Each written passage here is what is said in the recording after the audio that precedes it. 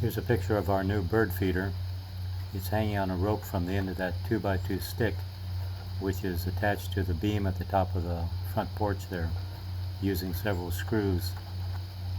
And the rope goes through that eye bolt down to the left towards the front porch post. And the rope attached to the post with another eye bolt and a D-ring. And then to lower it, in order to fill the seeds, take this hook off, and then we can just lower it. You want to go down there and take your picture? You can act like you're filling the seeds. This ingenious invention came from Ron, who's brilliant in everything that he does.